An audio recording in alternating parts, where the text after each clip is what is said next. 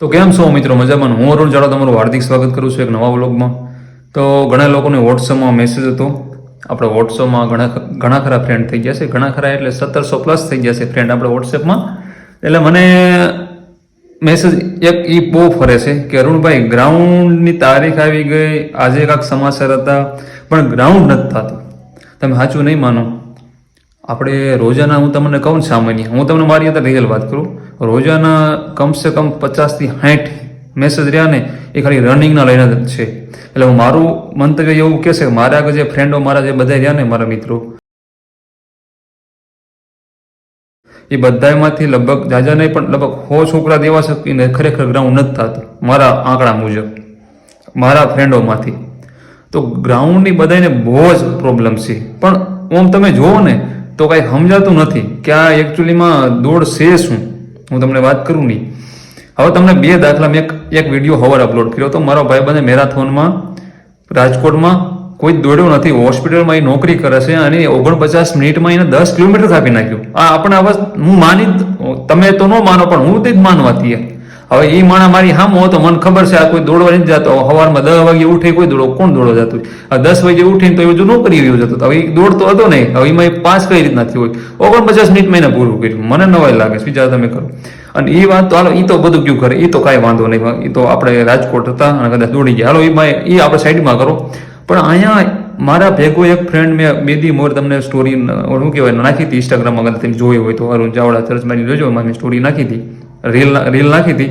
હવે એ તો કોઈ દી દોડવા જ નહીં થાય, કોઈ દી નહીં. એ 2-3 દી આવ્યો તો 2-3 દી કેવું કર્યું ખબર છે? અમારે તેથી હાલવાનું હોય અથવા નાનું નાનું સ્લો રનિંગ કરવાનું, એવું ભેગું કરતો હોય ઘડી, અને 2-5 રાઉન્ડ કરી કરે ને ફસો ઉભો રહી જાય. અને એમાં એને કાલે મેં દોડવાનું કીધું ને, મારી કરતા મોર થઈ ગયો. અને મારી કરતા મોર 22 મિનિટ ને 16 સેકન્ડમાં પૂરું કર્યું. તમે વિચાર તો કરો. અને એ રહ્યો ને બીજા ટૂંકમાં બીજા ફિલ્ડમાં કામ કરે, ટૂંકમાં કારખાનામાં કામ કરે છે. હવે વિચાર કરો, મને નવાઈ લાગે કે હારું આ પૂરા કરી નાખે છે અને આપણાથી આટલું બધું કેવરાવે છે. એટલે હું તમને કહું છું કે ઘણા ખરાને તો તકલીફ છે. આ લોકો એમ કહે છે કે 8 તારીખથી ગ્રાઉન્ડ ચાલુ થશે. 8 પહેલા મહિનામાં 8 તારીખથી તો 2000 શું કે આપણે શું કે ત્રીજા મહિના સુધી, ત્રીજા મહિના 1 તારીખ સુધી, કેમ મને તારીખ ડેટ ઊંધી થઈ જાય છે. એટલે સમજી લો 8 તારીખથી ચાલુ થશે પહેલા મહિનામાં કે ત્રીજા મહિનાની 1 તારીખ સુધી, આ રીતના કાંઈક અંદાજિત કહે છે. એટલે 48 દિવસ દોડ હાલવાની છે. કેટલી? 48 દિવસ દોડ હાલવાની છે. અને કાયમ કેટલા કીધા? 22,000. 22,000 એમ કીધા, ડેલી 22,000 દોડ આવશે. એટલે 48 દિવસ થયા એટલે 50 દી સમજી લો ને તમે, 50 દી હાલશે દોડ. એટલે 50 દી દોડ હાલશે. એટલે અત્યારે મારું એવું કેવું છે કે જેને નકરું કોન્સ્ટેબલમાં ફોર્મ ભર્યું છે એને બહુ જ લાભ થશે. કેમ કે એને દોડ કરવાનો ટાઈમ થોડો વધારે મળશે. કેમ કે પહેલાં નકરું પીએસઆઈ છે, પછી પીએસઆઈ કોન્સ્ટેબલ હશે અને પછી નકરું કોન્સ્ટેબલ હશે. અને મારું એવું કેવું છે, એ તો 1 તારીખે ખબર પડે, પણ બનતા સુધી શું કહેવાય, આપણે ઉંમર પ્રમાણે ચાલશે. નાનક ચાલુ કરશે, મોટાનો શહેરવાળો હોય એ રીતના હશે ટૂંકમાં. પણ જે લોકોને 10 દિવસમાં રનિંગ કઈ રીતથી કરવું પૂરું, તો હું એ બધાને એમ કહેવા માંગુ છું, જો તમે ખરેખર 2-5 દિવસથી દોડવા ગયા હોય, હજી તો તમે નહીં સાચું માનો 5 મેસેજ તો નવા હતા, કરુણભાઈ દોડ ચાલુ કરું, કેમ થાય? થઈ જાય પૂરું કે? વિચાર તો તમે કરો કે અત્યારે સુધી ક્યાં હતા એ લોકો, મને કઈ સમજાતું જ નથી યાર.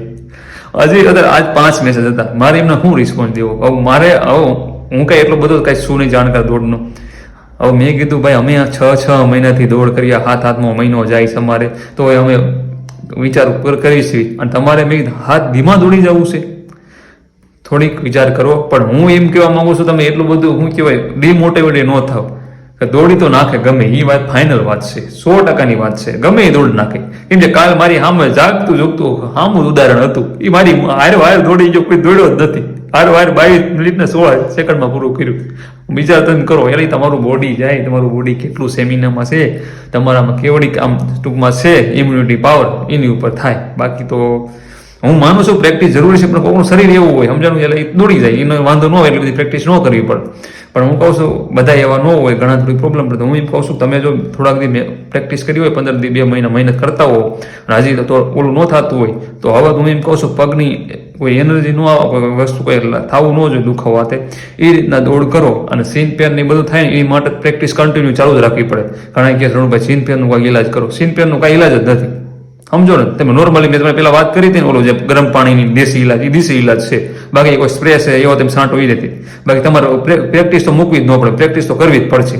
એ ઓટોમેટિક એ રીતે મટી જશે. સમજો છો. તમારે પાણી ગરમ પાણી ધોવાનું કોઈ માલિશ, મેન વસ્તુ બીજી માલિશ ફૂલ રાખો, માલિશ કરાવવાનું રાખો ને પગને તો બહુ બેનિફિટ રહેશે. અને હવે ક્યાં એટલા બધા દિવસ છે, થોડાક દિવસ સહન કરી લો પછી ક્યાં આપણે દોડવાનું જ છે. એટલે જેને જેને નથી થતું ને એને તો હું એમ જ કહું છું, તમારા ગ્રાઉન્ડમાં કોઈ મોટો હારો હોય ને દોડવે, એને ટ્રેક કરો, એને ટ્રેક કરવા, એને ટ્રેક કરીને દોડવાનું. કદાચ 20-22માં પૂરું કરતો હોય છે ને તો હું તમને કહું છું, તમે એને ફોકસ કરીને અને ભગવતી નામ લઈને એને ફોકસ કરીને હાલો તમે પછી અંદર તો વ્યાદ આવશો. અને હું કહું છું માનો તમે 3 રાઉન્ડ, હું કહેવાય 300, તમે 3 કિલોમીટર સ્પીડમાં કાપ્યું.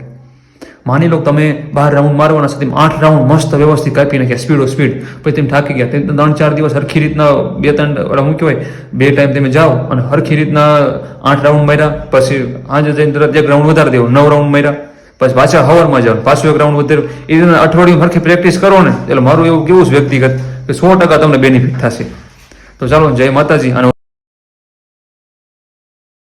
બેનર આવ્યું ને એની વાત ધ્યાનમાં રહેજો, એ રિવિઝન બુક છે, એ વાતની ખાસ નોંધ લેવી. એ બધી રિવિઝન વસ્તુ છે અને જે પેપર ને એ બધી વસ્તુ રહી ને એ પણ રિવિઝન જ છે. એટલે તમારે રિવિઝન સારું થશે, કોઈ એની માથે કાંઈ પોલિશ ન બની જવાય, તમને થોડાક માર્કમાં ફાયદો થઈ જાય, બીજું કાંઈ નહીં.